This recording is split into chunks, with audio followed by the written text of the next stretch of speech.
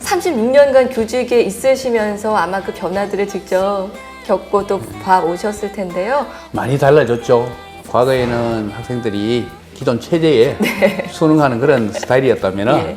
지금의 학생들은 다 자아가 강해서 그렇죠. 자기 주장도 강하고. 어렸을 때는 어떤 학생이었을까 참 궁금해요. 어떠셨어요? 특히 초등학교 때? 저희들 유년 시절이 60년대, 네. 70년대 참 살기 힘든 그런 시대였잖아요. 여전히 살기 힘든 시대였는데 학교가 그 지역의 모든 문화의 공간이었고 학교에서 뽕나무를 키워서 누에를 키우기도 하고 그랬나요? 염소를 기르기도 하고 공부로의 굴레로부터 좀 벗어난 그런 생활을 할 수 있었다. 88년도에 네. 전교조의 전신이라고 할 수 있는 네. 전교협이라는 것이 만들어졌어요. 전교협. 예. 그러면 이제 88년도에 전교협을 그렇죠. 창립에 이제 직접 참여를 하신 건가요? 88년도에 이제 전교협 구미지회, 네. 구미지회가 이제 만들어진다라는 이제 이야기를 듣고 거기에 이제 이 친구가 네. 만들어지는데 모임에 한번 와봐라. 아. 당시 이제 군사 정권 하에서 각 분야에서 민주적인 민주화 운동이 일어나죠. 민주화 운동이 일어나는데 교사들 내에서도 학교가 상당히 그 전체주의적인 그리고 지시 일변도의 관료주의적인 권위적인 그런 학교 현장이었어요. 학생들 또한 지시와 통제의 대상으로 어떤 틀에 넣으려는 그런 교육이 아니라 학생들 정말 제대로 된 자아를 형성을 하고 그래서 그때 내건 것이 민족교육 그리고 우리 민족 그 다음에 민주교육, 인간화 교육 이렇게 이제 세 가지를 목표로 내세웠죠. 내세우고 우리 사회 학교 자체도 민주화시켜야 된다.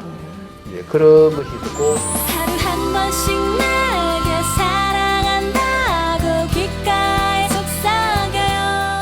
36년간 교육에 몸담으시면서 누구보다도 생생하게 우리 교육의 현실을 확인하신, 그렇기 때문에 누구보다도 더 절실하게 이 낡은 교육의 틀을 깨고자 하는 소망을 갖고 계신 이찬교 소장님과 오늘도 함께 이야기 나눠보도록 하겠습니다. 지난주에 이제 나눴던 이야기들 이어서 한번 해보도록 하겠습니다. 전교조 활동을 이제 그 89년 이후로 본격적으로 해 나가신 거죠. 사실 그런 활동들을 할 때는 굉장히 많은 탄압이 있었을 것이고 또 현직에서 교사 생활을 하심에 있어서 굉장히 불이익이 많았을 거라는 예상을 충분히 해볼 수 있거든요. 어떠셨어요? 크게 이제 두 가지였습니다. 이제 정부 차원에서 전교조 활동을 네. 일체 이제 못하게 하는 뭐 집회란다든지 뭐 행사 참여. 그다음에 또 하나는 이제 학교 내에서의 감시였었죠. 그렇구나. 학교 내에서 이제 늘 이제 전교조 활동가들에 대한 이제 늘 감시하는 그런 게 있고 전교조를 처음 만들 때 가장 큰 그 현실적인 그 요구 가운데 하나가 학교 민주화였습니다. 학교 내. 네. 학교 내가 그 민주적인 의사소통이 가능한 네. 그런 환경이어야 된다. 그러다 보니까 이제 학교 내에서 그것을 뜻을 같이 하는 사람들끼리 학교 내에 교사들 모임을 만든 거죠. 그 교내에서 민주적이지 못하다 하면 어떤 걸까요? 이 민주적이지 못한 것은 교장의 일방적인 지시와 통제. 예. 예? 그리고 학교 재정이란다든지 여러 가지 행정적인 것이 이제 공개이 되어지는 것이 아니라 소수의 몇 명에 의해서 처리되어지고 네. 학교 학교 운영이 불합리한 그렇게 이루어지더라도 누구로 말 한마디 할 수 없는 그런 분위기. 네. 이제 그런 분위기에서 이제 이거는 좀 민주적으로 이야기를 하고 서로 회의를 하고 토론하고 해서 하자. 당시에 그런 것도 있었어요. 교무실에 선생님들이 커피포트를 마음대로 못 쓰게 하는. 왜 그걸 못 쓰게 하나요? 전기세 나간다고 이야기하기도 하고 허락 없이 그걸 쓴다. 커피 마시는 것도 허락을 받아야 되는 건가요? 그렇죠. 그 당시에 그런 것을 간섭하는 그런 학교장도 있었다는 것이죠. 야. 또 수업 시간에 교사가 수업 시간에 수업을 하고 있는데 학교장이 교실에 들어와서 갑자기요? 갑자기 들어와서 예고도 없이 들어와서 수업하는 선생님을 막 그 학생들한테 나무란다든지 왜 교실 청소를 이따위를 해놓고 수업을 안 하냐라는 식으로 믿기지가 않습니다. 그렇죠. 이제 그런 일들이 곳곳에서 많이 일어났었어요. 그렇군요. 그러니까 일어나니까 이제 그런 부분들에 대한 문제 제기. 지금까지는 그런 부분을 아무도 문제 제기를 못했다는 거죠. 그런데 이제 이런 조직이 만들어지면서 학교에서 있었던 일들을 이제 지에 와서 서로 우리 공유하고. 공유하고 그럼 그걸 문제를 해결해야 네. 된다 하고 이제 같이 나서고 그로 인해서 생기는 이제 갈등 뭐요. 물론 뭐 갈등이라고 수도 있었지만 생기는 여러 가지 이제 그 기사원 같은 것도 있었겠죠. 그래서 특히 사립학교 같은 경우는 그 부분이 더 강했었고. 그랬겠죠. 그래서 이제 그런 것을 만들어가는 과정에서 이 지역을 이걸 이제 주도하는 사람이 누구다. 그래서 어떤 사안이 생기면은 이제 뭐 그 사람이 이제 요주의 인물이고 하다라는. 요주의 인물이셨겠네요. 그렇죠. 뭐 문경에서는 일단은 요주의 인물이었었습니다. 학교의 그 문제점을 이렇게 지적하고 문제 제기를 하셨으면 굉장히 불이익 많이 받으셨겠어요. 구체적으로 뭐 근데 어떤 이제 특별하게 이제 뭐 그것이 아주 뭐 징계 사유가 되는 건 아니니까 이제 그 대신에 이제 학교 내에서 쉽게 할 수 있는 부분들이 이제 교장이 인사권을 가지고 있으니까 담임을 배제시켜 버린다든지 담임을 못하게 한다든지 이제 그런 게 있었고 자신이 원하는 업무에 배제당한다든지 뭐 그런 일들은 있었죠.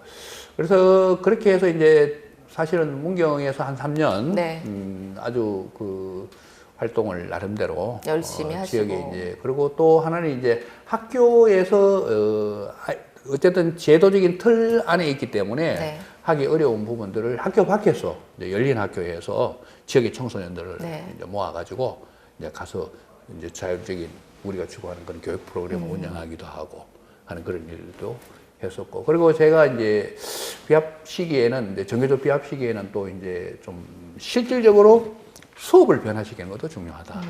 이렇게 해서 이제 제가 활동한 게 전국 구호교사 모임이라고 있었습니다. 교과 모임인데 그래서 전국 구호교사 모임에 활동을 했죠. 그랬군요. 그래서 문경에 있었으니까 문경 구호교사 모임도 만들고 포항에는 그러면 이제 몇 년도에 오신 거죠?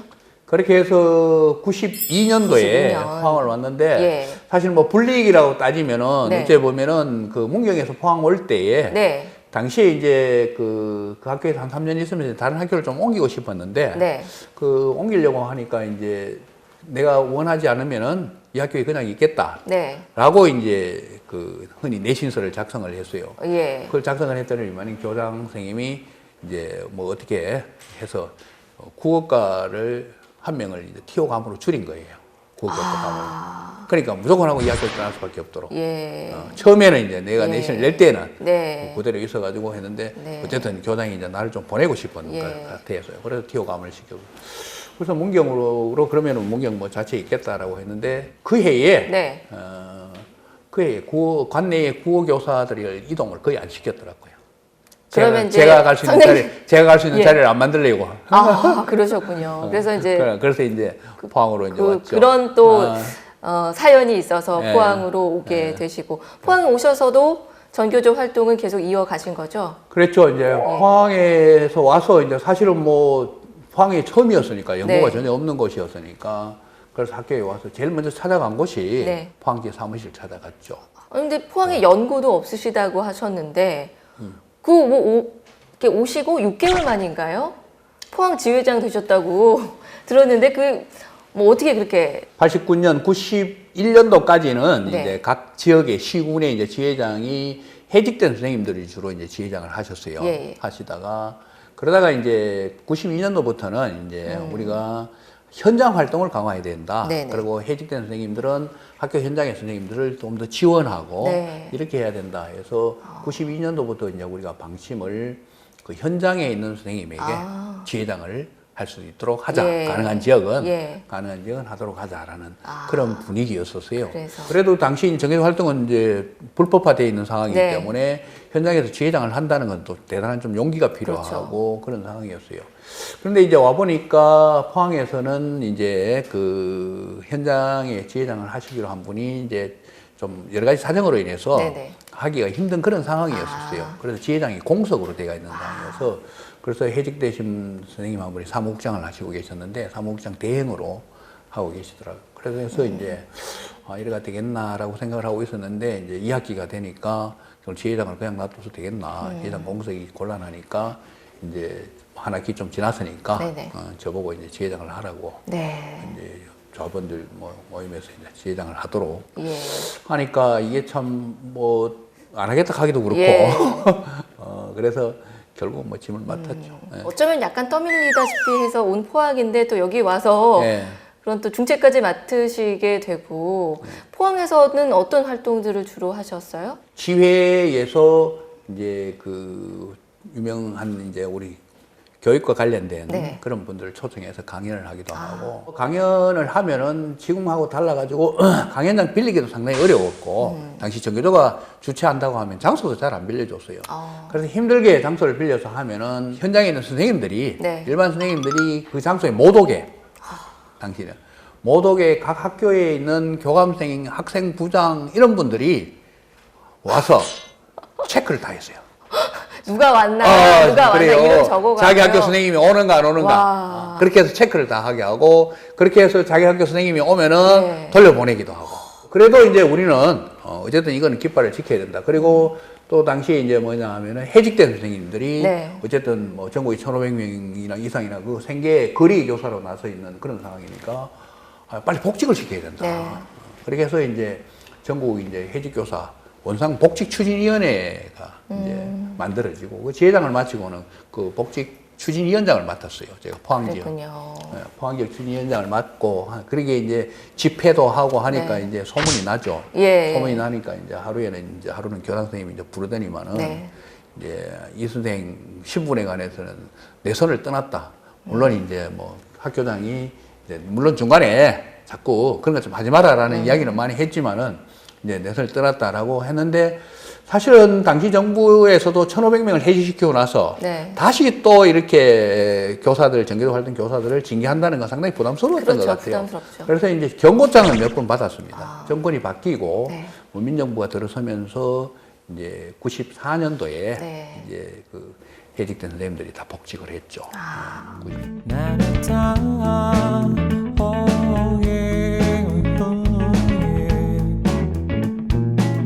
그대에게 익숙함이 항상 미쳐버릴 듯이 난 힘들어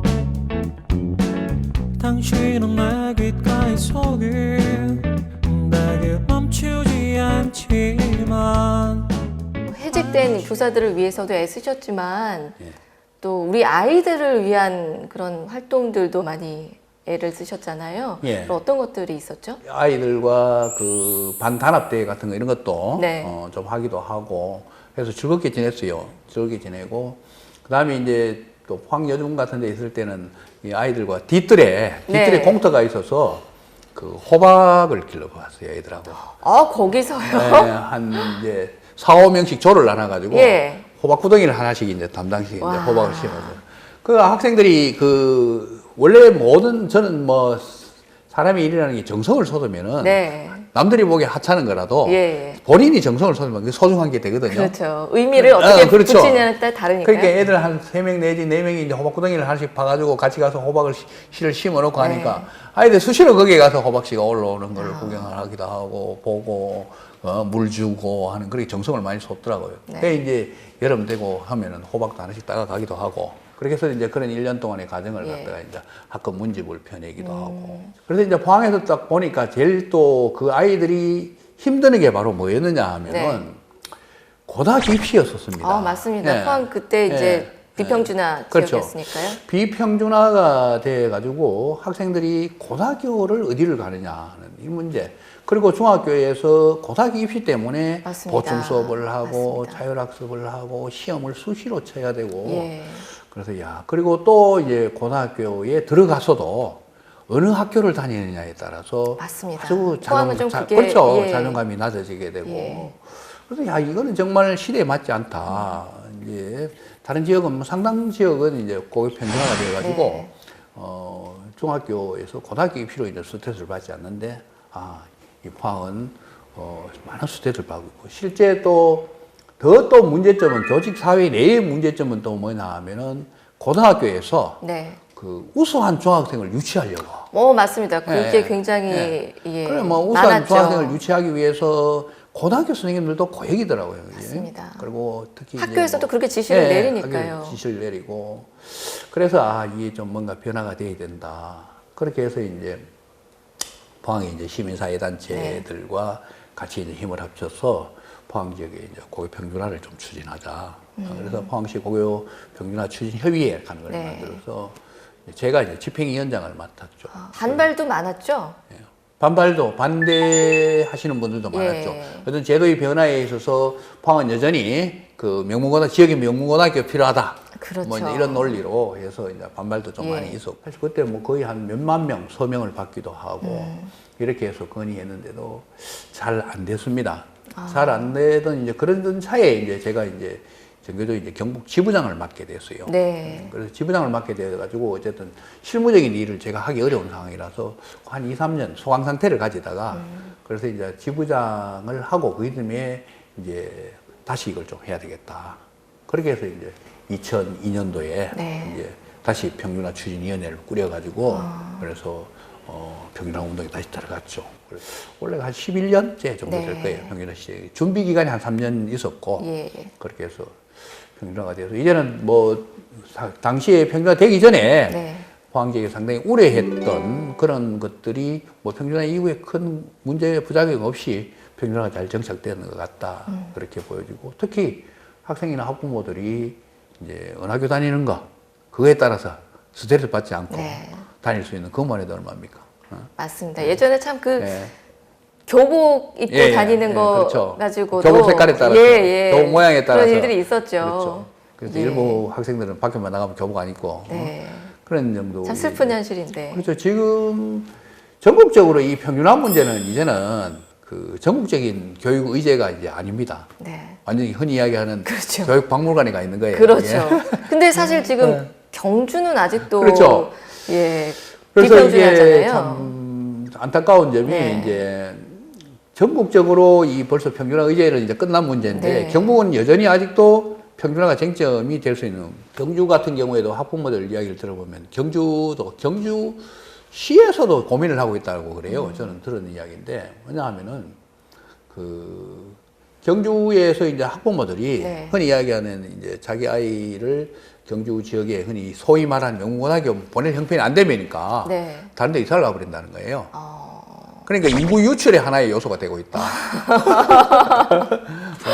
고교 평균화가 안 돼가지고 예. 인구 유출의 하나의 요소가 될 수 있다 해서 경주시에도 고민하고 있다라고 그렇게 이야기를 하더라고요. 그런데 여전히 아직까지 그 뭐 명문 학교가 있어야 된다. 네. 아직 이 중학교 교육이 지금 그 뭡니까 의무 교육이 돼가 있고 네. 고등학교 교육이 지금 이제 보통 교육이 돼가 있잖아요. 그렇죠. 이제 모든 뭐 의무 교육은 단지 네. 의무 교육이라는 건 아닐 따름이지. 이제 곧 있으면 2022년부터 저 고등학교 교육까지 다 이제 네. 무상 교육을 하려고 하는 그런 보통 교육인데 이 보통 교육의 사정이 학력에 따라서 서열화되고 차별화되어 있는 이런 시스템이라는 거는 이건 상당히 정근대적이고 비인간적인 교육, 그 자체가 교육이 아니다라고 저는 그런 생각이 듭니다. 사실 이제 평준화, 고교 평준화에 이제 굉장히 많은 애를 쓰셨는데 비평준화를 유지해야 한다는 그런 입장들도 많이 있었잖아요.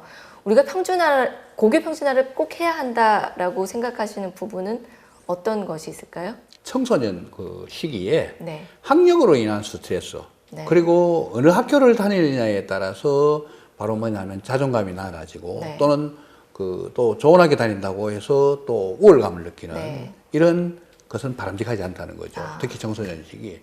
예, 그래서 청소년 시기에 중고등학교까지는 네. 누구나 보편적인 교육을 받을 수 있어야 된다 하는 그런 관점이고. 그런데 이제 반대하시는 분들은 주로 하는 이야기가 뭐냐면 학력이 저하된다. 그렇죠. 약간 이렇게 수준별로 네, 교육을 그렇죠. 하는 것이 더 학력이 낫다라고 돼야 된다. 하는데 그리고 지역 명문고등학교가 있어야 된다. 예. 공부 잘하는 애는 잘하는 애들끼리 모아고 예, 예. 또 못하는 애는 못하는 애들끼리 모아서 그렇게 공부를 하는 것이 더 그렇죠. 효율적이다. 그렇게 논리를 펼치죠. 근데 그거는 피상적인 거예요. 였습니다. 제가 그리고 그 교육의 모든 통계들을 보면은 공부라 하는 거는 실질적으로 잘하는 아이들과 못하는 아이들이 적당하게 섞여서 서로 끌어주고 함께 할 때 오히려 더 효율적이 또 있다는 것이죠. 네. 그런 관점에서 실질적으로 교육 통계에서는 그런 부분들이 별로 없었고, 네. 그 다음에 또 하나는 이제 지역에 명문고등학교가 있어야 된다. 지역을 대표하는 학교가 있어야 된다. 그리고 또 하나는 또 뭐였느냐 하면 고등학교 학부모들이 학교 선택권을 가져야 된다. 내가 가고 싶은 학교를 가야 될 것 아니냐. 그걸 가지고 이야기들을 많이 하더라고요. 그래서 저희들이 입장에서는 그랬습니다. 선택권이라는 거는 결국은 똑같은 조건 하에서 A, B, C, D를 선택할 수 있을 때라야 된다. 그게 선택권이다. 그러니까 치킨이 양념치킨이냐 뭐 후라이드 치킨이냐 뭐 반반이냐 값이 내가 돈이 똑같을 때 그렇죠. 그것을 선택권이 있는 네. 것이지 이거는 성적에 따라서 네. 가야 될 상황인데 이거는 진정한 선택이 선택권이 아니다는 것이죠. 아니죠. 선택권이 아니다는 네. 것이죠. 내 성적에 따라서 벌써 갈 학교가 정해져 있다. 이거는 진정한 학교 선택이 아니다. 오히려 교육 프로그램이 다양화돼 가지고 가령 예를 들면 뭐 예술고등학교, 그다음에 뭐 전문계 고등학교, 실기고등학교 이런 것이 있어서 선택하는 그거는 성적과 관계없이 선택하는 거는 선택권, 진정한 선택권이지만은 학력의 비하에 따라서 딱 정해진 건 이건 선택권이 아니다라고 이제 수밖에 없었다. 네. 그런 관점에서 주장을 했었습니다. 학력이 사람의 능력을 좌우하는 건 아니거든요. 학력 또한 그 사람이 가지고 있는 능력의 일부분이다. 그렇죠. 능력의 일부분인데 그 학력을 한 사람을 평가할 때 그 학력으로 가지고 전체를 평가해서 너는 보다 더 능력 있는 사람이고 너는 여기에 해당되는 사람이고 여기에 해당되는 이런 식으로 고등학교 시절부터 정해진다는 것은 이거는 사실은 반인권적이다, 반교육적이다. 네. 저는 이제 그렇게 봤었습니다. 그렇게 네. 봤었고 그리고 입시 경쟁이 치열하면 치열할수록 네. 무슨 문제가 많이 생기겠습니까? 부작용이 많이 생길 수밖에 없다. 네. 다양한 부작용, 뭐 그렇죠. 비리 문제가 생길 수도 맞습니다. 있고 그래서 평준화를 통해 가지고 그런 문제도 완화시킬 필요가 있다. 이제 그때 또 당시에 많이 이제 걱정을 하던 것 가운데 또 하나가 뭐였느냐 하면은 포항지역에 명문고등학교 없어지면은 네. 외지에서 공부를 잘하는 애들이 들어오질 않는다. 네. 또 여기서 공부 잘하는 애들이 밖으로 나간다. 그러니까 이런 관점은 어떻게 보면 지극히 지역 이기주의적인 관점이에요. 그렇죠. 그래서 저는 경북 전체로 봐서는 오히려 포항이 평준화되어짐으로 더 나은 점도 있었다. 왜냐하면은 가까운 영덕이나 울진 지역에서 포항이 평준화되어짐으로 해서 그쪽에서 공부를 잘하는 아이들이 이제 포항을 안 오고 그렇죠. 그 지역 학교를 그렇죠. 간다. 맞습니다. 그래서 오히려 그 지역의 아. 학교가 살아난다는 거죠. 아, 네네. 그래 본다면은 이거는 경북 전체로 봐서는 오히려 바람직한 현상이다. 저는 이렇게 볼 수 있다고 생각합니다. I like to move around to a different beat. I'm walking with a smile down my own street. And I don't really mind what you all think, 'cause I am me. 네, 톡톡동해인 오늘은 지난해 있었던 지방선거에서 경북에서는 처음으로 민주진보 후보로 교육감에 출마를 하셨던 경북혁신교육연구소 공감의 이찬교 소장님과 이야기 계속 나눠보고 있습니다. 방금 이제 소개를 해드린 대로 36년간 교직 생활을 하시다가 이제 교육감으로 출사표를 던지셨습니다. 그거는 또 어떤 계기가 있어서 하신 거예요? 2010년 그 선거에서 이제 교육감 선거에서 전국에서 이제 17개 시도에서 6개 지역에서 네. 이제 민주진보 교육감이 당선이 됐었죠. 2014년 선거에서는 네. 이제 전국 17개가 13개 지역에서 네. 민주진보 교육감이 당선됐었습니다. 민주진보 교육감이 있는 지역의 학교 현장의 변화가 네. 많이 일어나고 있다는 것이죠. 그러니까 그 교육에 있어서 정말 교육의 본질이 무엇이냐. 교육의 기본적인 철학과 가치가 바로 뭐냐 하면은 과거에 이제 70년대에 해오던 생존을 위한 교육. 어?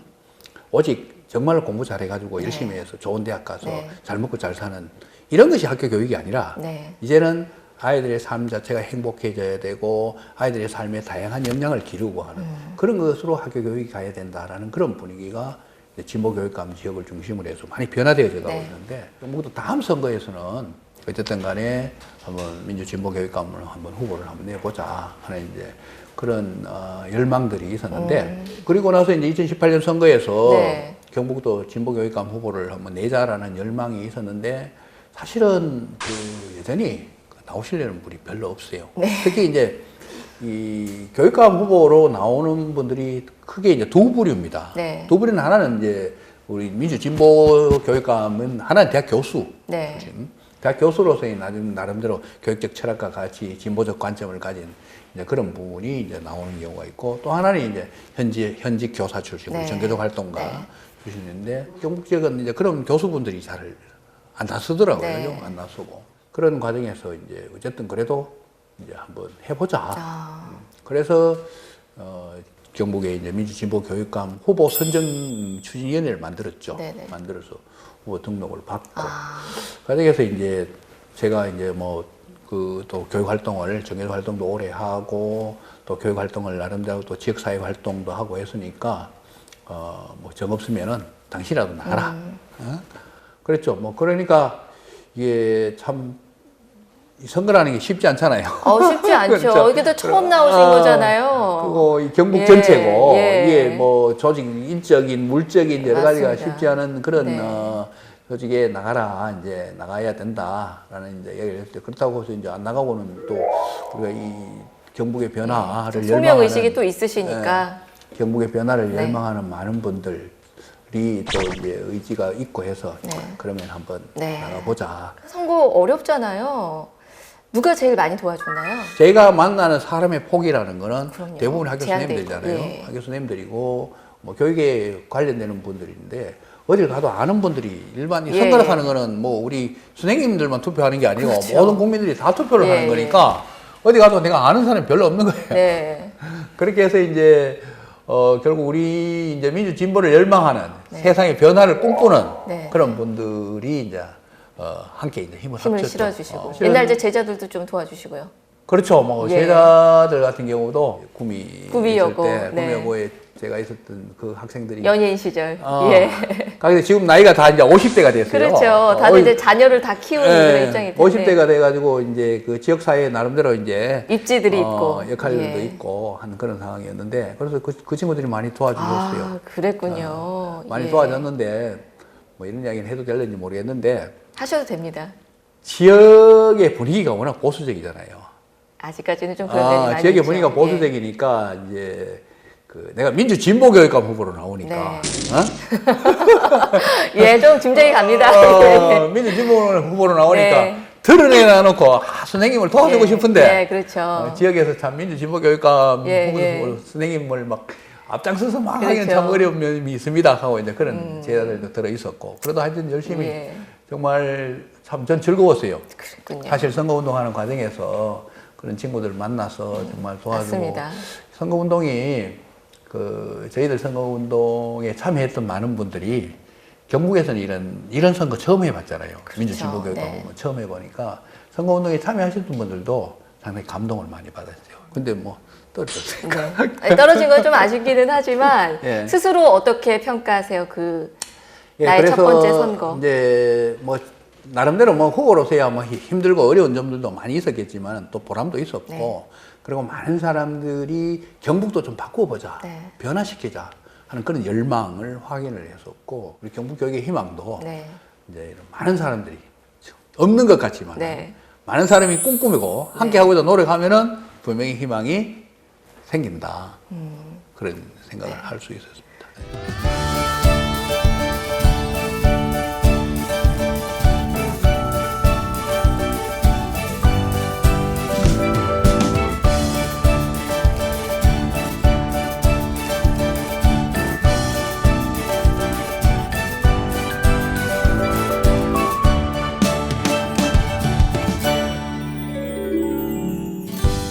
우리나라의 교육계가 어떤 모습이기를 바라시나요? 우리나라 교육이 가장 큰 문제점이 이제 결국 무엇이냐 하면은 사람의 삶을 좀 더 풍요롭게 하고 삶을 행복하게 하는 교육이 아니라 등급 지우는 교육을 하고 있다.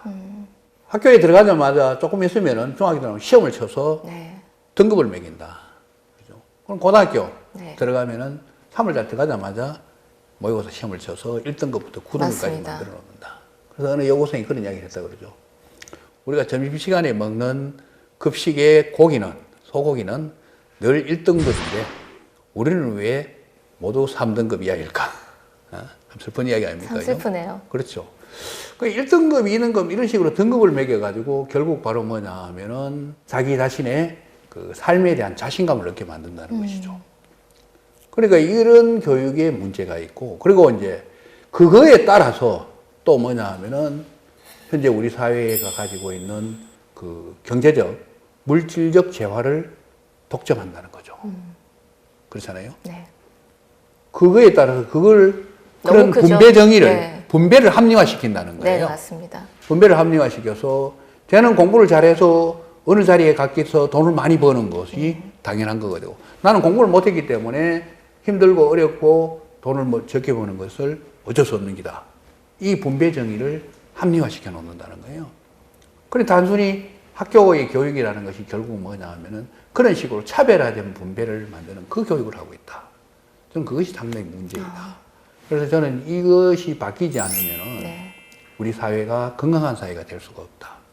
저는 사실 학교 교육이라는 것은 우리가 인간이 가지고 있는 지적인 능력이잖아요. 네. 그죠? 지적인 능력은 인간 능력 일부분이라는 것이죠. 그런데 그걸로 가지고 모든 분배를 독점하고 그걸 정당화시키고 합리화시키는 이런 교육이 더 이상 지속돼서는 안 된다 하는 그런 생각입니다. 저희들이 학교 다닐 때는 그래도 학교 졸업하면 사회적 보상 그렇죠. 이거라도 있기 때문에 하기 지금은 그것이 사라진 외적 보상이 사라진 학교 교육은 지금처럼의 교육 학교 현장에 가보면은 사실 뭐 불편한 진실이긴 한데 저도 학교 현장에서 보면은 특히 고등학교 같은 경우는 교실에서 수업을 하면은 대학 입시를 통해서 내가 어느 정도 계층적 그게 가능성이 있는 아이들은 그래도 선생님 강의를 좀 듣고 수업을 듣고 그렇지 않은 상당수의 학생들은 수업을 안 듣는다, 다 잔다. 네. 3분의 2가 자고 있습니다. 참 안타까운 현실이죠. 네, 오늘 선생님과 이제 이야기를 나눠보면서 선생님이 36년간 애써 오셨던 그런 교육에 대한 철학과 또 선생님의 가치관들 많이 들어봤는데요. 앞으로도 이런 교육 철학을 펼쳐 나가실 거잖아요. 어떤 계획 갖고 있는지도 궁금하고 또 마지막으로 선생님이 꼭 당부하고 싶은 말씀 여쭤보고 싶습니다. 어쨌든 이제 뭐 제도권 교육으로부터 이제 벗어났으니까 이제 어쨌든 사회 속에서 이제 우리 아이들 교육을 이제 고민할 수밖에 없다라고 생각하는데 그래서 저는 이제는 교육이 과거에 이제 지식을 전수하던 시대는 학교의 역할만으로도 되었지만은 이제는 지식의 전수가 바로 학교의 역할이 아니다. 아이들이 다양한 역량, 다양한 체험, 여러 가지를 경험할 수 있는 그런 교육 프로그램이 이루어져야 된다. 그러자면 결국 뭐냐 하면은 지역사회가 함께 아이들 교육을 힘을 써야 된다. 그래서 그 지역사회와 함께 하는 그런 교육이 마을교육 공동체 사업이다.